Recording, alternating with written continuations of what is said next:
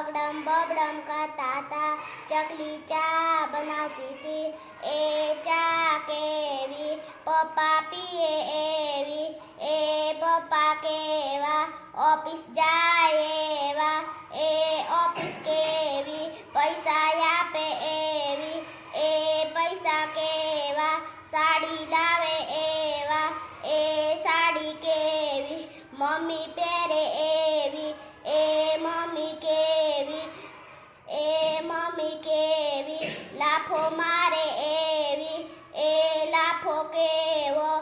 લોહી નીકળે એવો, એ લોહી કેવું